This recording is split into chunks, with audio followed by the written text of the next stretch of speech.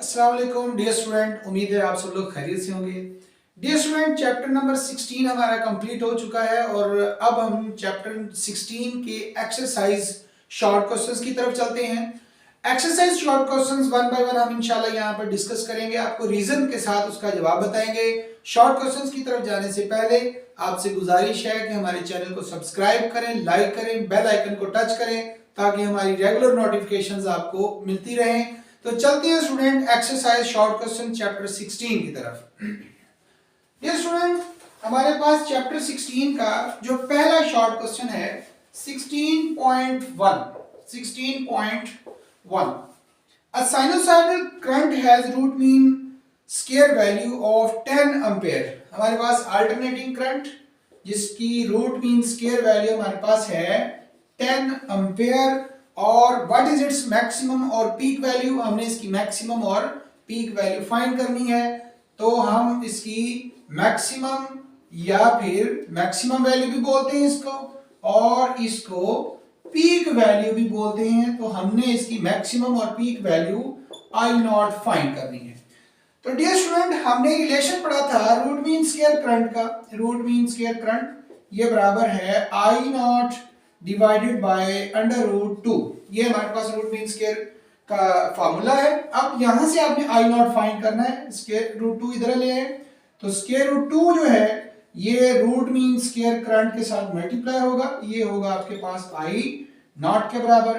तो आप square root 2 को मल्टीप्लाई करेंगे आरएमएस वैल्यू से जो है हमारे पास 10, तो ये हमारे पास जवाब आता है 14.14 एम्पीयर। तो अगर आपके पास root mean square value 10 ampere है तो इसका मतलब उसकी जो मैक्सिमम पीक वैल्यू है वो हमारे पास है 14.14 एम्पीयर। ये है 16.1 शॉर्ट क्वेश्चन। 16.2 शॉर्ट क्वेश्चन की तरफ आते हैं। इससे अगला शॉर्ट क्वेश्चन हमारे पास 16.2 Name the device that permit flow of direct current but opposes the flow of alternating current. Permit flow of alternating current but opposes direct current. तो dear student, पहले number पे वो आपसे पूछता है आपने ऐसा डिवाइस बताना है जो permit flow of direct current but opposes alternating current. तो उस डिवाइस का जो नाम है वो है इंडक्टर। तो इंडक्टर एक ऐसा डिवाइस है जो डीसी को तो गुजरने देता है लेकिन एसी को अपोज करता है। तो आपने पिछले चैप्टर में पढ़ा था कि हमारे पास जो इंडक्टर है ये हमेशा rate of change of current को अपोज करता है, क्योंकि आपके पास जो अल्टरनेटिंग करंट है ये अल्टरनेटिंग करंट मुसलसल करंट चेंज होता है और करंट की चेंज होने की वजह से इस इंडक्टर में बैक ईएमएफ प्रोड्यूस होती है। वो बैक ईएमएफ करंट को चेंज होने से रोकने की कोशिश करती है। तो इस तरह से हमारे पास इंडक्टर वो डिवाइस है जो परमिट करता है डायरेक्ट करंट को बट अपोज करता है अल्टरनेटिंग करंट को। इसी का दूसरा पार्ट है कि आपने डिवाइस का नाम बताना है ऐसा device permit flow of alternating current but opposes direct current. अब आपने ऐसे डिवाइस का नाम बताना है जो अल्टरनेटिंग करंट को तो गुजरने देता है लेकिन डायरेक्ट करंट को अपोज करता है, और वो डिवाइस है हमारे पास कैपेसिटर। कैपेसिटर जो है वो परमिट करता है अल्टरनेटिंग करंट को बट अपोज करता है डायरेक्ट करंट। उसकी रीजन बच्चों ये है कि हमारे पास जो कैपेसिटर है, कैपेसिटर कंसिस्ट करता है दो प्लेट्स पर। जैसे हमारे पास ये कैपेसिटर्स की दो प्लेट्स हैं और इनके दरमियान, दोनों प्लेट्स के दरमियान होता है इंसुलेटिंग मीडियम,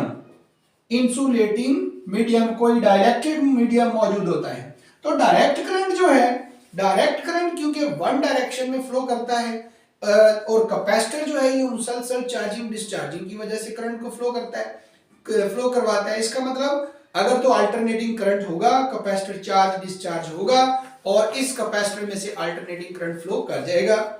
लेकिन अगर ऐसा करंट है जिसकी डायरेक्शन चेंज नहीं होती तो उस केस में वो करंट इसमें से फ्लो नहीं करेगा और कैपेसिटर एक ओपन स्विच की तरह बिहेव करेगा। इसके बाद ये स्टूडेंट हम नेक्स्ट अगले 16.3 क्वेश्चन की तरफ आते हैं। 16.3 नेक्स्ट क्वेश्चन है हमारे पास 16.3।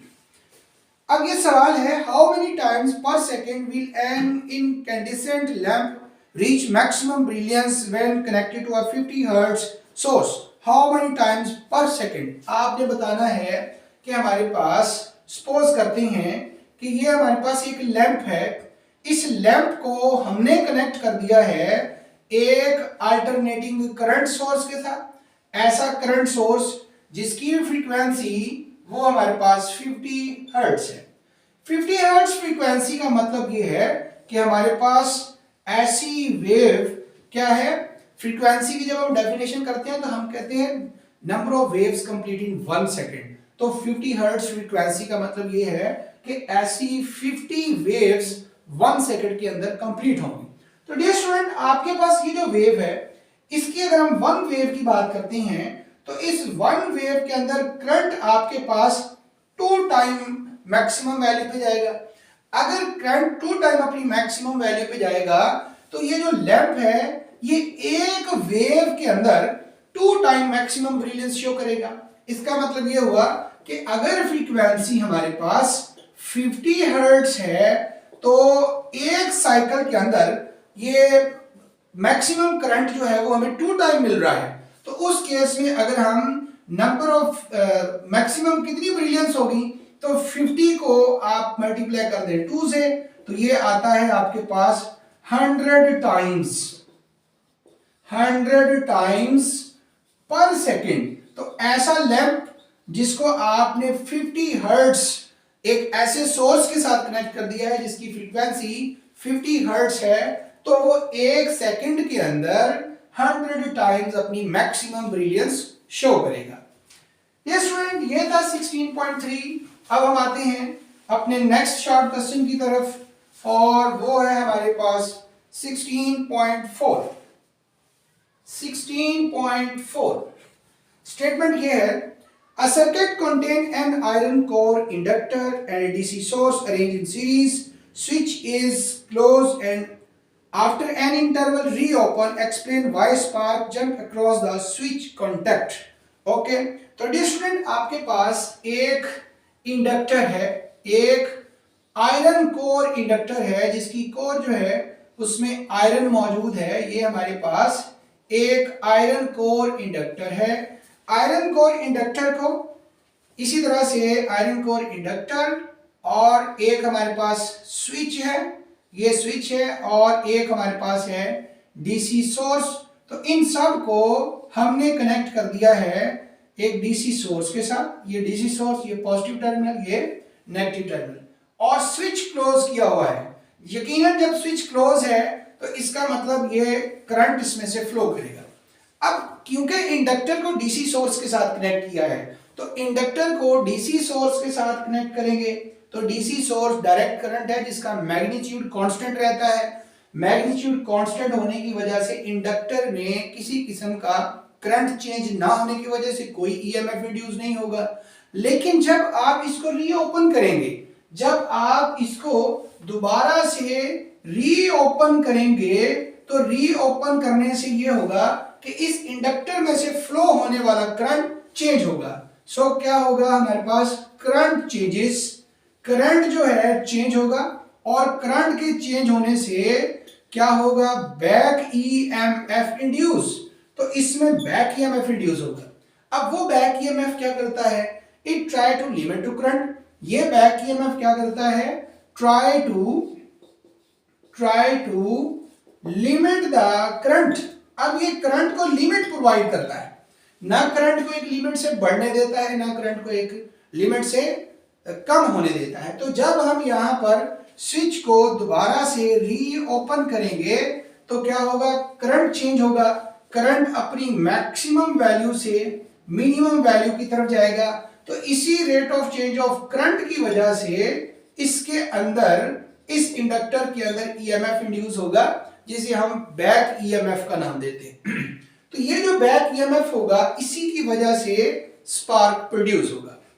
डियर स्टूडेंट, अब हम चलते हैं अपने नेक्स्ट क्वेश्चन की तरफ। 16.5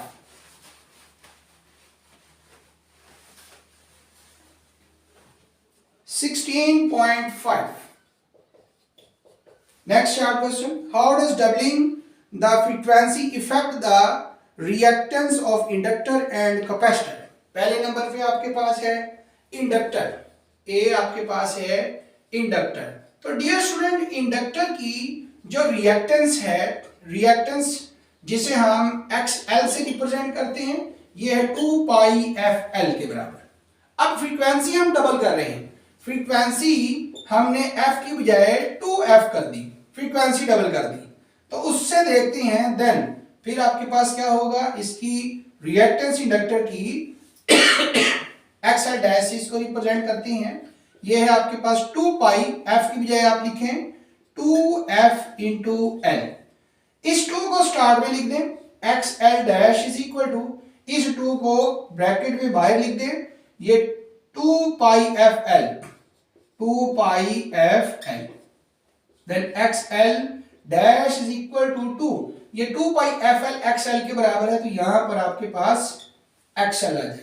इसका मतलब ये हुआ कि अगर हम इंडक्टर के अंदर फ्रीक्वेंसी को डबल कर देते हैं तो हमारे पास इंडक्टिव रिएक्टेंस भी डबल हो जाती है, इंडक्टिव रिएक्टेंस भी डबल हो जाती है। दूसरे नंबर पे इन केस ऑफ कैपेसिटर, अगर हम कैपेसिटर की बात करते हैं तो in case of capacitor, capacitor की जो कैपेसिटिव रिएक्टेंस है, कैपेसिटिव रिएक्टेंस जिसको हम XC से रिप्रेजेंट करते हैं, 1/2 पाई FC, इसमें भी अब हम फ्रीक्वेंसी डबल कर रहे हैं, फ्रीक्वेंसी डबल करने से X is equal to 1/2 pi, F की बजाय लिखते हैं 2F इंटू C और इसको X डैश का नाम दे दें। XC डैश यहां से आप 1/2 कॉमन ले लें, बाकी आपके पास बच गया 1/π2FC या फिर 2 पाई FC, और ये 2 पाई FC XC के बराबर है, तो XC dash is equal to 1/2 XC, तो XC डैश 1/2 XC के बराबर आ गया। मतलब ये हुआ कि इंडक्टिव रिएक्टेंस डबल हुई थी फ्रीक्वेंसी को डबल करने से, और कैपेसिटिव रिएक्टेंस हाफ हो गई है। इसके बाद हम चलते हैं अपने नेक्स्ट क्वेश्चन की तरफ, 16.6 की तरफ। ये था 16.5, अब हम चलते हैं 16.6 की तरफ। 16.6 है, in RL circuit will current lag और lead, illustrate your answer by vector diagram. तो सर्किट आपके पास कौन सा है, आपके पास है RL सर्किट, RL सर्किट। तो डियर स्टूडेंट, RL सर्किट में हमने ये देखा था कि हमारे पास जो इंडक्टर है और रेजिस्टर है, रेजिस्टर में हमारे पास वोल्टेज और करंट इन फेज थी। ये हमारे पास वेक्टर डायग्राम है, वोल्टेज और करंट इन फेज थी। लेकिन जो इंडक्टर है, इंडक्टर में वोल्टेज लीड करता था और करंट जो है वो लैग करता था। तो वेक्टर डायग्राम के मुताबिक इन दोनों के दरमियान फेज डिफरेंस 90 या फिर π/2 रेडियन का फेज डिफरेंस बनता है, जिसमें हमारे पास करंट, उसने आपसे करंट पूछा है, तो यहां पर क्या है, current lags behind the voltage. तो करंट जो है ये वोल्टेज से लैग कर रहा है, current lags behind the voltage. इसके बाद बच्चों हम 16.7 शॉर्ट क्वेश्चन की तरफ आते हैं, अगले शॉर्ट क्वेश्चन की तरफ। A choke coil placed in series with electric lamp in AC source causes lamp to become dim. Why it is so? पहला केस ये है कि हमारे पास एक ये लैंप मौजूद है और इस लैंप के साथ हमने सीरीज में एक इंडक्टर लगा दिया है, और सोर्स कौन सा है हमारे पास, अल्टरनेटिंग करंट सोर्स। अब क्योंकि आपने कहा है कि इंडक्टर ये क्या करता है, opposes alternating current, alternating current ये करंट को अपोज करता है। इससे क्या होगा कि लैंप की ब्रिलियंस डिम हो जाएगी, होगा आपके पास ये lamp brilliance become dim, lamp brilliance become dim. क्यों डिम हो जाएगी? उसकी रीजन ये है कि ये जो हमारे पास एसी सोर्स है, ये ऐसा सोर्स है जिसका करंट मुसलसल चेंज हो रहा है, और इंडक्टर जो है ये rate of change of current को अपोज करता है, करंट को चेंज नहीं होने देता। It appears as a resistive component, ये एक रेजिस्टिव कंपोनेंट के तौर पे सामने आता है जो करंट को चेंज होने से रोकता है, जिससे बल्ब जो है, लैंप जो है, उसकी ब्रिलियंस पे असर पड़ेगा और लैंप की ब्रिलियंस जो है वो डिम हो जाएगी। अब इसके हल के लिए हम क्या करेंगे? दूसरा केस इसी क्वेश्चन का 16.7 का दूसरा केस वो ये है, a variable capacitor added in series in this circuit may be adjusted until lamp glow with its normal brilliance. Explain how this happen. तो डियर स्टूडेंट, अब आपने क्या करना है कि आपने ये जो इंडक्टर था, इंडक्टर के साथ ही आपने एक वेरिएबल कैपेसिटर भी सीरीज में लगा देना है इस एसी सोर्स के साथ, ताकि आप इसको एडजस्ट करें, इस तरह से एडजस्ट करें कि आपके पास जो लैंप है उसकी ब्रिलियंस दोबारा से मैक्सिमम हो जाए। तो आप ऐसा क्या करेंगे? यहां पर देखिए, यहां पर हम इस वेरिएबल कैपेसिटर की कैपेसिटेंस को इस तरह से एडजस्ट करेंगे कि हमारे पास कैपेसिटिव रिएक्टेंस और इंडक्टिव रिएक्टेंस दोनों आपस में इक्वल हो जाए। तो डियर स्टूडेंट, ये दोनों एक दूसरे के ऑपोजिट हैं, तो आप एक ऐसी फ्रीक्वेंसी पर कैपेसिटर को एडजस्ट करते हैं कि कैपेसिटिव और इंडक्टिव रिएक्टेंस दोनों इक्वल हो जाए। तो जब ये दोनों इक्वल होंगे तो उस केस में इंपीडेंस जो है, इंपीडेंस डिक्रीज हो जाएगी, इंपीडेंस मिनिमम हो जाएगी। जब इंपीडेंस डिक्रीज होगी या इंपीडेंस मिनिमम होगी, इंपीडेंस कम से कम होगी, तो उस केस में करंट जो है ये मैक्सिमम होगा। जब मैक्सिमम करंट लैंप में से ग्लो करेगा तो लैंप की ब्रिलियंस भी मैक्सिमम हो जाएगी। तो आप क्या करेंगे? इस वेरिएबल कैपेसिटर से कैपेसिटेंस को इस तरह से एडजस्ट करेंगे कि कैपेसिटिव रिएक्टेंस इंडक्टिव रिएक्टेंस के बराबर हो जाए, इंपीडेंस वेरी स्मॉल हो जाएगी, जिससे मैक्सिमम करंट फ्लो करेगा। तो 16.7 के बाद अब हम आते हैं 16.7 के बाद अब हम आते हैं 16.8 की तरफ। 16.8 explain the condition under which electromagnetic wave are produced from source। तो डियर स्टूडेंट, आपने बताना है production of electromagnetic wave, production of electromagnetic wave कि इलेक्ट्रोमैग्नेटिक वेव किस तरह से प्रोड्यूस होती। इसके लिए सिंपल हमने क्या किया था? सिंपल हमने एक वायर को यूज किया था और उस वायर को हमने कनेक्ट कर दिया था एक ऐसे अल्टरनेटिंग सोर्स के साथ जो क्या करता है, यहां मौजूद चार्ज को एक्सेलरेट करता है। तो आपके पास एसी सोर्स हम यूज कर रहे हैं, AC source is used to accelerate charge, to accelerate charge. तो एक अल्टरनेटिंग करंट सोर्स यहां पे हम यूज कर रहे हैं, सपोज करते हैं जिसकी फ्रीक्वेंसी 88 मेगाहर्ट्ज है। तो आप 88 मेगाहर्ट्ज की फ्रीक्वेंसी सोर्स लेते हैं और उस फ्रीक्वेंसी सोर्स को एक वायर के साथ कनेक्ट कर देते हैं। ये फ्रीक्वेंसी 88 मेगाहर्ट्ज फ्रीक्वेंसी का ये सोर्स इस वायर में मौजूद चार्ज को एक्सेलरेट करवाएगा। जब इस वायर में मौजूद चार्जेस एक्सेलरेट करेंगे तो चार्जेस की एक्सेलरेशन से इलेक्ट्रिक और मैग्नेटिक फ्लक्स में चेंज आएगा। अब करंट क्योंकि चेंज हो रहा है due to change of current, due to change of current magnetic field will also change, magnetic field also change. अब बच्चों, जब इस वायर में से फ्लो करने वाला करंट जब चेंज होगा तो करंट की चेंज होने से मैग्नेटिक फील्ड भी चेंज होगी, और जब मैग्नेटिक फील्ड चेंज होगी तो चेंजिंग मैग्नेटिक फील्ड की वजह से मैग्नेटिक फ्लक्स चेंज होगा। ये जो चेंजिंग मैग्नेटिक फ्लक्स है ये प्रोड्यूस करेगा चेंजिंग इलेक्ट्रिक फील्ड, और इस इलेक्ट्रिक फील्ड के चेंज होने से इलेक्ट्रिक फ्लक्स चेंज होगा। चेंजिंग इलेक्ट्रिक फ्लक्स, तो चेंजिंग इलेक्ट्रिक फ्लक्स से चेंजिंग मैग्नेटिक फ्लक्स, और चेंजिंग मैग्नेटिक फ्लक्स से चेंजिंग इलेक्ट्रिक फ्लक्स। तो इसी तरह से इलेक्ट्रिक और मैग्नेटिक फ्लक्स के, इलेक्ट्रिक और मैग्नेटिक फील्ड के चेंज होने से एक ऐसी वेव प्रोड्यूस होगी जिसको किसी मीडियम की जरूरत नहीं होगी, जो वैक्यूम के अंदर स्पीड ऑफ लाइट के साथ प्रोपागेट करेगी।